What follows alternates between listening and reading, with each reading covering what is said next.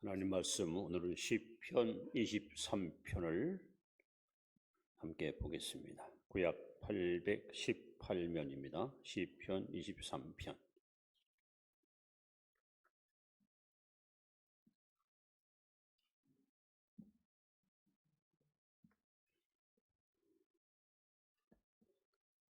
자, 오늘은 우리 한 목소리로 같이 합독합니다. 1절부터 6절까지 함께 읽겠습니다. 여호와는 나의 목자시니 내게 부족함이 없으리로다. 그가 나를 푸른 풀밭에 누이시며 쉴만한 물가로 인도하시는도다. 내 영혼을 소생시키시고 자기 이름을 위하여 의의 길로 인도하시는도다. 내가 사망의 음침한 골짜기로 다닐지라도 해를 두려워하지 않을 것은 주께서 나와 함께 하심이라. 주의 지팡이와 막대기가 나를 안위하시나이다. 주께서 내 원수의 목전에서 내게 상을 차려주시고 기름을 내 머리에 부으셨으니 내 잔이 넘치나이다. 내 평생의 선하심과 인자하심이 반드시 나를 따르리니 내가 여호와의 집에 영원히 살리로다. 아멘. 여러분에게 은혜와 진리가 충만하시 바랍니다. 미국 대통령 가운데 대통령을 무려 4번이나 역임한 사람이 있습니다. 루즈벨트 대통령입니다. 이분은 어려서 소아마비를 앓아서 휠체어를 타고 평생 살았는데 미국 경제공황 때 위기를 극복한 리더십이 뛰어난 대통령으로 평가가 받습니다. 동시에 2차 세계대전 때 전쟁을 연합군으로 승리를 이끌어서 미국을 강대한 나라로 굳건히 세웠던 인물이기도 합니다. 이 루즈벨트 대통령께서는 사람들에게는 4가지 자유가 반드시 필요하다라는 유명한 명언을 남겼습니다. 첫째는 언론의 자유, 표현의 자유. 사람은 무엇이든지 표현할 수 있고 자기의 모든 능력을 드러낼 수 있다. 표현의 자유. 둘째는 신앙의 자유. 어느 누구든지 그들이 원하는 대로 신을 섬길 수 있는 신앙의 자유. 세 번째는 결핍으로부터의 자유. 결핍. 누구든지 풍요롭고 만족하게 살 수 있는 자유가 있다. 네 번째는 공포로부터의 자유. 이렇게 4가지 자유를 외쳤고 이분이 외쳤던 4가지 자유는 세계 인권 선언문에도 수록이 돼서 지금도 많은 사람들이 이 자유에 대해서 좋은 의미를 갖고 살아갑니다. 오늘 시편 23편은 이스라엘의 2대 왕 다윗이 기록한 가장 아름다운 시인데 한마디로 말하면 자유인의 노래입니다. 참 자유를 누리고 있는 다윗이가 그 자유함을 시로 표현해서 하나님께 영광 돌린 내용이 바로 시편 23편입니다. 여러분 자유하십니까? 여러분 정말 영혼의 자유함을 누리고 사십니까? 뭔가 쫓기고 뭔가 얽매이고 뭔가 붙잡혀 살아가는 그 불안과 갈등의 인생이 아니라 그리스도 안에서 참 자유를 마음껏 만끽하고 살아가는 행복한 성도, 바로 여러분들이 그 주인공인 줄을 믿습니다. 오늘 본문을 통해서 우리가 배워야 될 교훈이 있습니다. 누가 참 자유인인가 하는 겁니다. 무엇이 참된 자유고 무엇이 참된 자유인인가? 자, 이제 1절부터 하나하나 말씀을 소개합니다. 첫 번째, 여러분, 자족할 줄 아는 사람이 진정한 자유인입니다. 자, 1절 말씀을 우리 다 같이 한번 또 크게 읽습니다. 시작. 여호와는 나의 목자시니 내게 부족함이 없으리로다.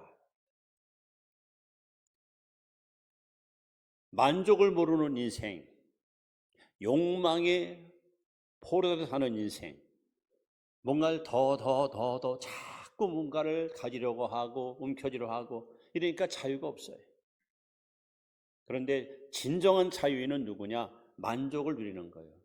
자기 삶에 만족하는 사람, 자족할 줄 아는 사람, 이것이 참 자유입니다. 사람들은 다 욕망에 이끌려 살아갑니다. 그리고 이 세상은 온통 인간의 욕망을 부추기는 것들로 꽉 차 있습니다. 요한일서 2장 15절에 보시면 이 세상이나 세상에 있는 것들을 사랑하지 말라. 관심을 갖지 말아라. 기대하지 말아라. 이는 세상의 모든 것들이 육신의 정욕과 안목의 정욕과 이생의 자랑이니, 즉 소유욕, 쾌락욕, 과시욕, 이런 것들이 우리를 끊임없이 부추겨서 인간의 욕망을 자꾸 불을 지릅니다.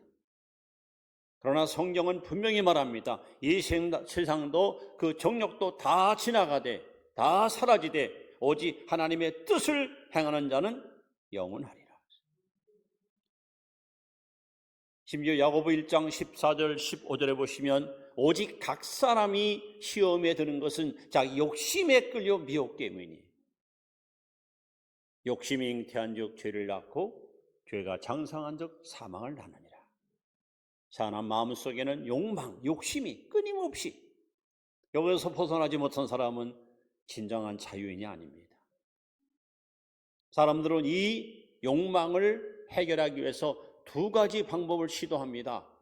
하나는 금욕주의, 세속을 떠나 저 산세에 들어가서 세상 거 보지 않고 세상 거 다 끊어버리고 뭔가 경건하게 살겠다는 사람들이 있습니다. 여러분, 그런다고 마음의 욕망이 사라집니까? 또 하나는 쾌락주의, 그러니까 아직 이왕 채워보자.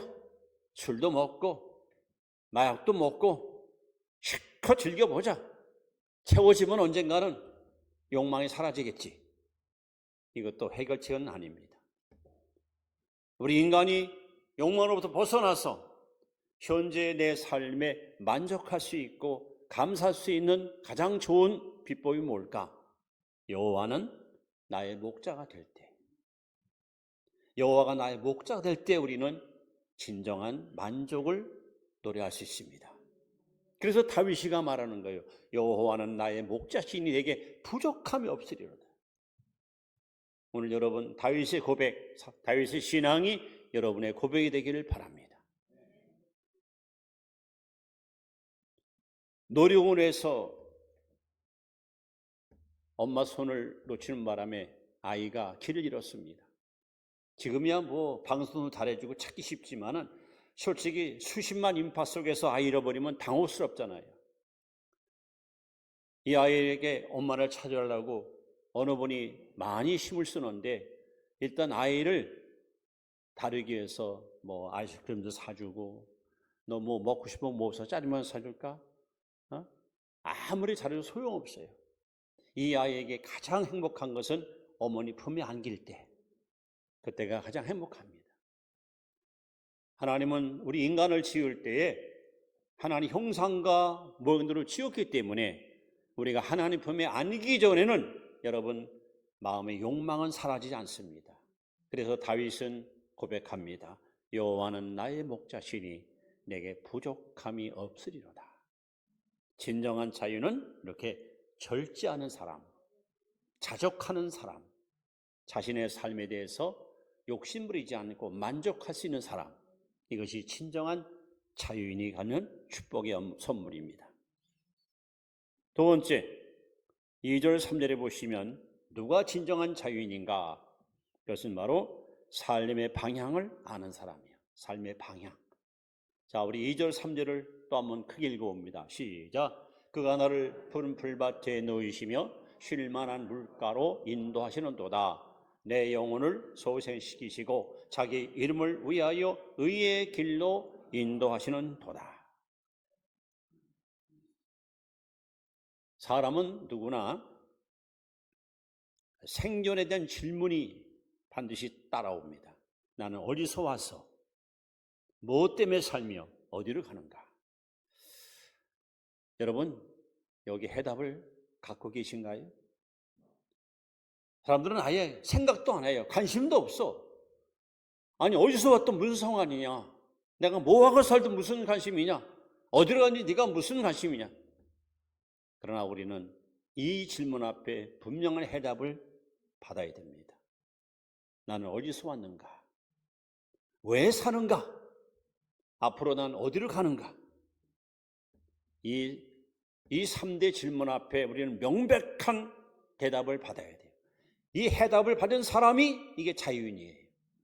이걸 모르고 사는 사람, 왜 사는지도 모르고 내 인생의 종말이, 인생의 종착지 어딘지 모르는 사는 사람들은 여러분 자유인이 아닙니다.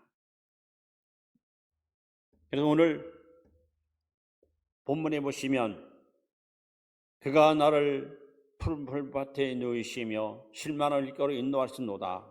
또 내 영혼을 손시키고 또 의의 길로 인도한 이 말씀을 보면요, 이렇게 정확하게 썼습니다. 그가 나를, 그가 쉴만한 물가로, 그가 내 영혼을, 그가 자기 이름. 보면 우리 하나님께서 앞장서셔서 내가 너를 책임져 주마, 너의 인생길을 내가 인도해 주마, 널 뭐 하든지 어디 있든지 내가 너를 철저하게 보호하고 이끌어 주마. 이렇게 여러분, 진정한 자유인은 삶의 방향을 정확히 아는 거예요.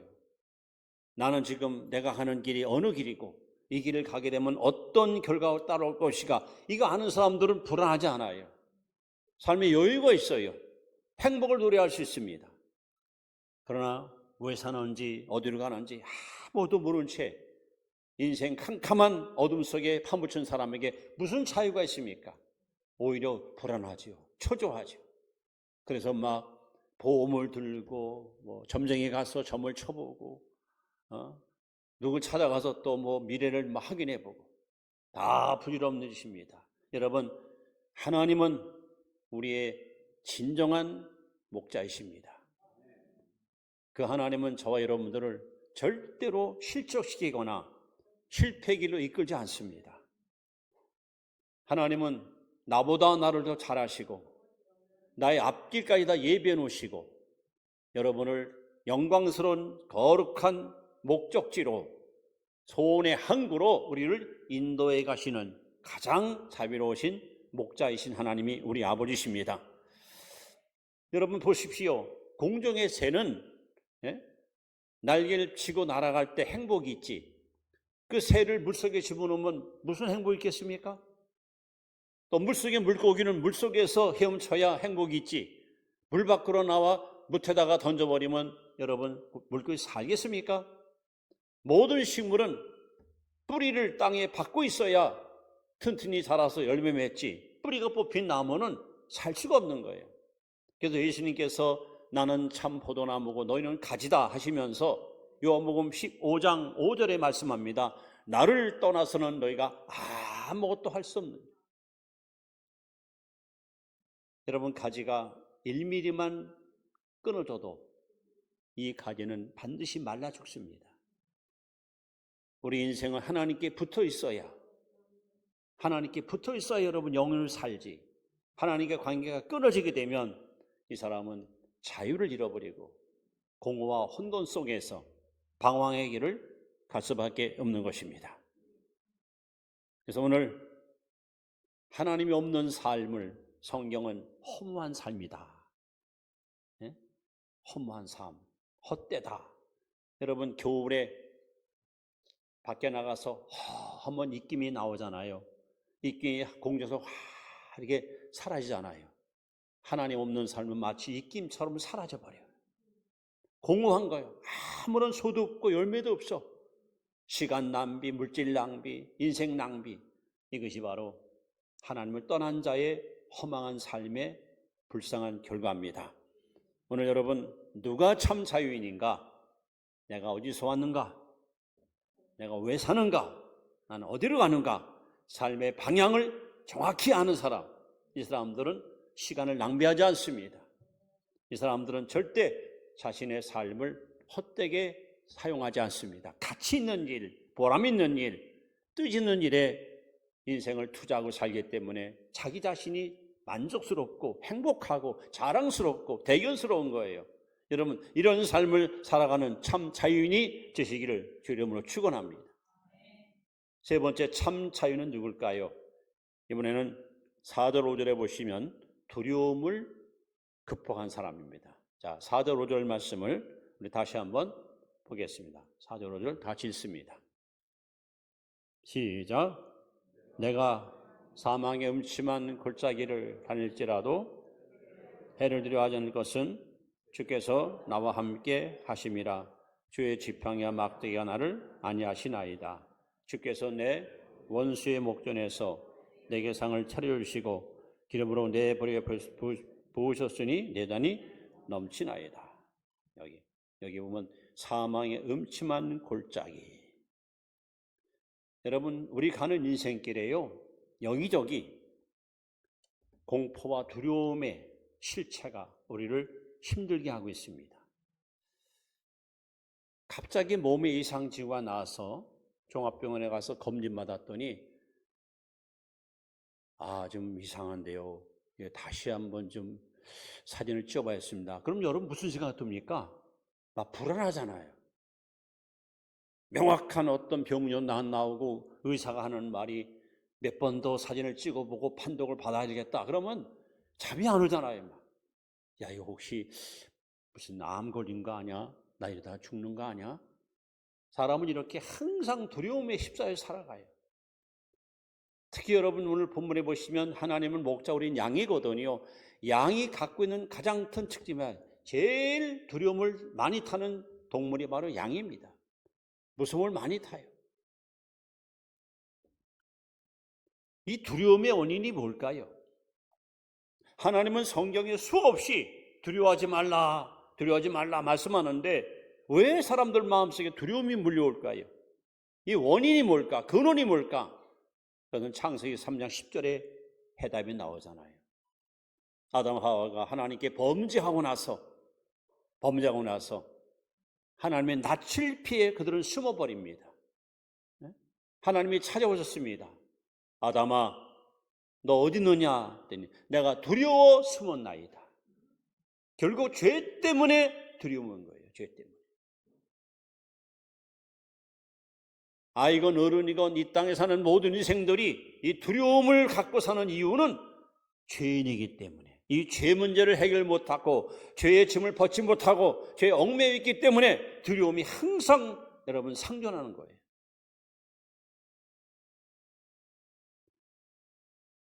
요한일서 4장은 한마디로 하나님은 사랑이시라 하는 걸 강조하는 성경입니다.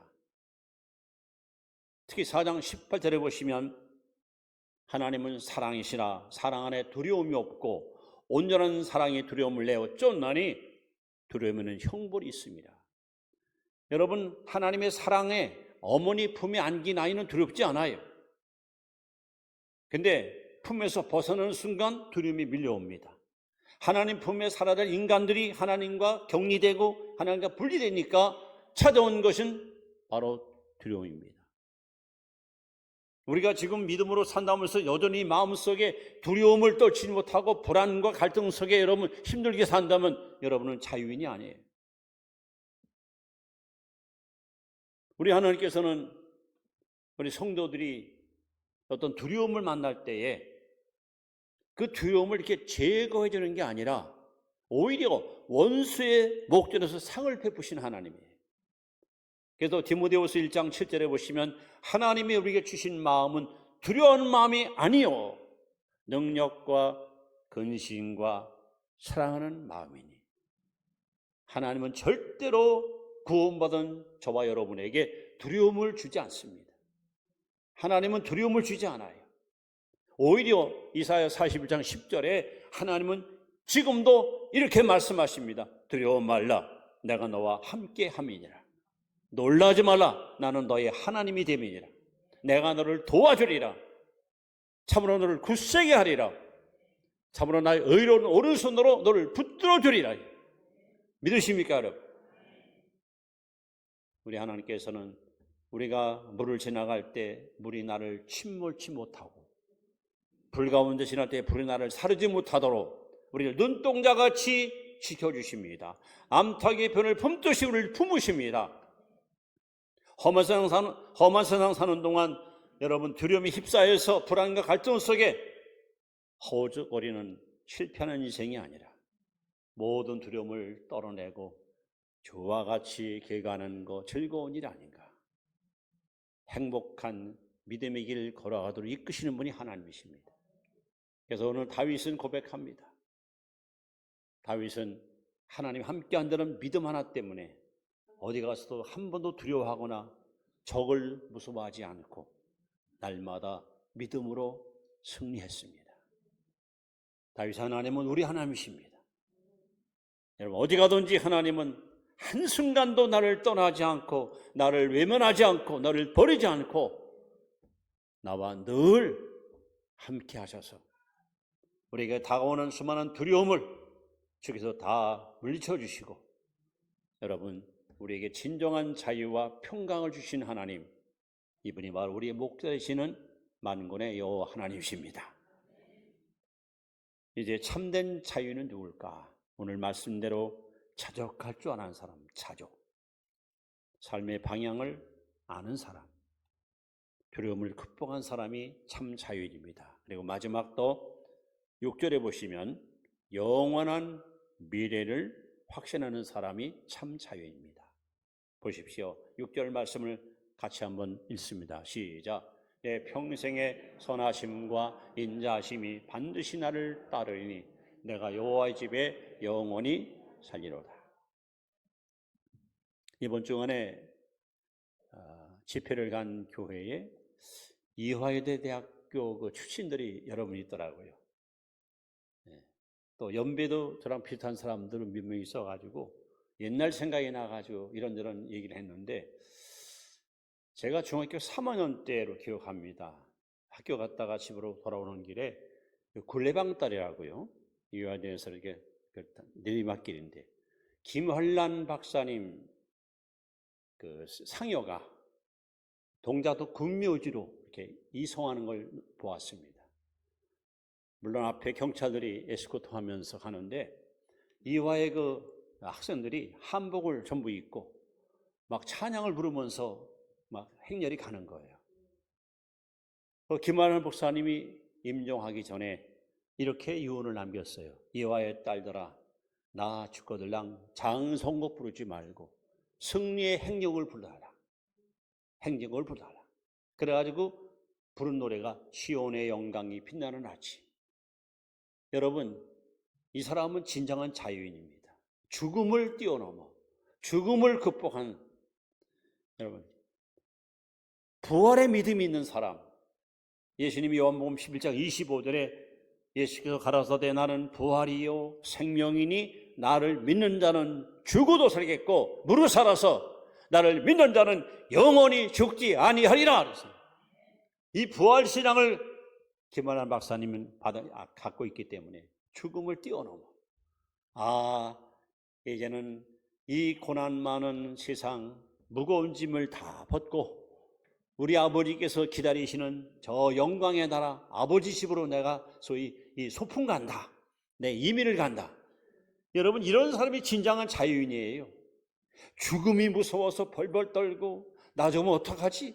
아직도 공포에 휩싸여 있는 사람들, 이건 자유인이 아닙니다. 그래서 오늘 다윗은 고백합니다. 내 평생의 선하심과 인자하심이 반드시 나를 따르리니 내가 여호와의 집에 영원히 살리로다. 예수님은 불안에 떠는 제자들에게 이렇게 약속합니다. 너희는 마음에 근심하지 말라. 하나님을 믿으니 또 나를 믿어라. 내 아버지 집에 거할 곳이 많도다. 내가 너를 위하여 처소를 예비하러 가노니 가서 처소를 예비하면 다시 너희에게로 와서 나 있는 곳에서 너희를 영접하여 주리라. 여러분, 우리 예수님께서 우리가 살 영원한 집, 천국의 우리 집을 다 마련해 놓으시고 장차 우리를 데리러 이 땅에 오실 거예요. 사도 바울도 고린도후서 5장 1절에 만일 땅에 있는 장막집이 무너지면, 육신이 무너지면 영원한 아버지 집이 예비되어 있다고 고백합니다. 이렇게 부활의 확신이 있는 사람들은 죽음을 두려워하지 않습니다. 저 죽음 건너편에 영광스러운 부활의 아침을 바라보면서 그들은 오히려 이 땅에서 마음껏 천국을 맛보고 행복을 노래하고 살았습니다. 사랑하는 성도 여러분, 초대교회 수많은 그리스도인들이 사형에 끌려가서 수없이 처형당하면서도 그들은 비굴하게 살려달라고 나를 살려라고 그렇게 여러분 아우성치지 않았습니다. 오히려 오늘 아버지 품에 간다는 기대감 속에 그들은 죽음 앞에서 찬양 부르고 기도하며 하나님께 영광 올렸습니다. 무엇이 그들을 죽음을 뛰어넘는 그 담대함을 갖게 했을까요? 바로 부활신앙이었습니다. 이제 인생이 뭐냐 하는 것에 대해서 다시 한번 진지하게 우리 고민을 해볼 필요 있습니다. 여러분, 인생이 뭘까요? 많은 사람들은 인생은 뭐다, 인생은 뭐다 여러 가지 이야기를 하고 있습니다만은 성경만이 정확하게 인생이 뭐다 하는 것에 대해서 이사야 53장 6절에 이렇게 말씀합니다. 우리는 다 그릇 행하여 양과 같이 각기 제 길로 갔다. 우리는 마치 길 잃은 양과 같은 존재, 이것이 인생이라는 겁니다. 제가 누누이 강조하지만 여러분, 양은요, 우리 인간은 양처럼 세 가지 치명적인 약점을 갖고 있어요. 다른 짐승들은 자기 집을 다 찾아갑니다. 근데 양은 못 찾아가요. 집을 나오면 제 집을 못 찾아가는 것이, 그러니까 양은 길 잃기 잘하는 동물입니다. 우리 인생은요, 어디서 왔어, 왜 사냐, 어디 가는지 모르고 살아요. 또 양은 자기를 보호할 능력을 갖고 있지 않아요. 그래서 항상 늑대나 승냥이나 사자의 밥이 돼요. 자기를 보호할 능력이 없어요. 여러분, 다른 짐승들은 날카로운 발톱, 이빨, 아니면 변신, 아니면 몸에 어떤 이상한 변화를 통해서 자기 몸을 보호해요. 양은 전혀 자기를 보호할 힘이 없어요. 우리 인생이 대단한 것 같지요? 엄청난 존재 같지요? 그러나 눈에 안 보이는 작은 이 균 하나가 몸에 들어와서 사람을 결국 죽음에 이르게 합니다. 세상에서 가장 연약하고 가장 힘없는 존재. 그래서 성경은 말합니다. 모든 육체는 풀과 같다. 너 인생이 무엇이냐? 아침 안개와 같다. 그림자와 같다. 햇살만 도달하면 안개는 사라지잖아요. 또 양은 여러분 아주 더럽기 쉬운 그런 불결한 짐승입니다. 그래서 자주 목욕을 시켜줘야 되고 자주 털을 깎아줘야 돼요. 안 그러면 여러분 죽어요. 이게 양은 세 가지 약점. 길을 잃길 잘하고 자기를 보호할 능력도 없고 쉽게 더러워지는 짐승이 양이에요. 그런데 목자만 있으면 세 가지가 동시에 해결됩니다. 목자만 있으면 길 잃을 필요가 없어요. 목사가 있으면 두려울 것이 없어요. 지팡이와 막대로는 보호해 주니까. 목사가 있으면 더러울 필요 없어요. 닦아주고 깎아주고 돌봐주니까. 그래서 여러분, 오늘 다윗은 당당히 고백하는 거예요. 여호와는 나의 목자시니 내게 부족함이 없으리로다. 그래서 이 시편 23편은 참 자유를 찾은 다윗이가 그 자유함을 하나님께 마음껏 찬양한 노래가 시편 23편입니다.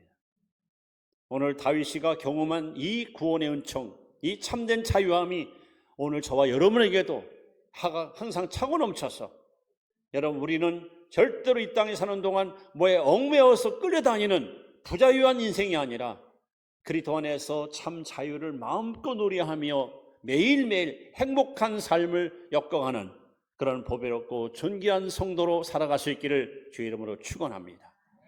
이제 말씀을 마무리합니다. 베드로전서 2장 25절 말씀을 한번 같이 봅니다. 시작. 너희가 전에는 양과 같이 길을 잃었더니 이제는 너희 영혼의 목자와 감독신 이에게 돌아왔느니라. 우리가 옛날에 예수 믿기 전에는 길 잃은 양이었어. 그러나 이제는 우리의 목자이신 하나님 품으로 돌아왔습니다. 여러분, 주 안에서 자유함을 마음껏 누리고 살아가기를 다시 한번 주 이름으로 축원합니다. 기도드립니다.